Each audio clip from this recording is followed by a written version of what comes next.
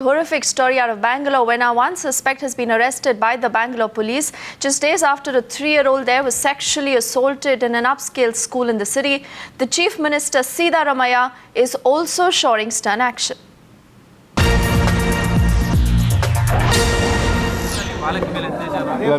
ಪೊಲೀಸ್ನವರು ಈಗಾಗಲೇ ಅರೆಸ್ಟ್ ಮಾಡಿದ್ದಾರೆ ಒಬ್ಬನಿಗೆ investigation is going on so serious ಆಗಿ ಮಾಡ್ತಾ ಇದ್ದೀವಿ ಮತ್ತು I told the police people and the education department to initiate action against the institution, management of the institution.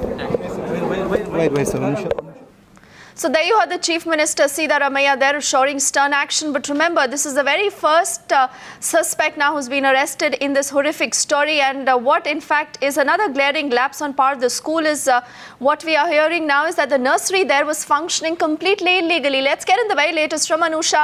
Anusha, there are two critical points here. First, do give us more details about who this suspect is. Is he a part of the teaching or the non-teaching staff?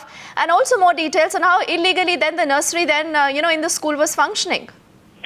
Well, to answer the first point, the suspect who has now been detained, the one person who is likely to be arrested in this particular case is a non-teaching staff. He is a support staff of the school. As of now, the police already have an identity on him. However, they do not want to reveal the identity as of yet until and unless the arrest has been formalized.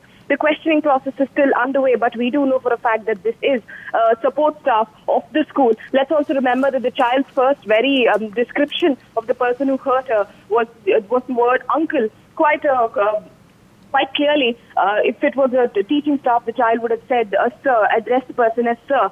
The child's addressing of this person as uncle perhaps is the first clue that the police did get on this particular case.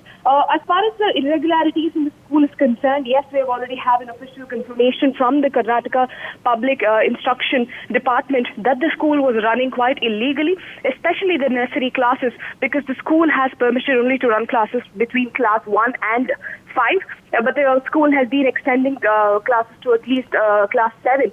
Now, this putting the future of children studying in this school in question, because the next, wherever they pass out, whichever school they go to after passing out of this particular school, their certificates will not be recognized because the school is not affiliated to any center. The state government, neither the state government nor the central government has any affiliations issued for this particular school.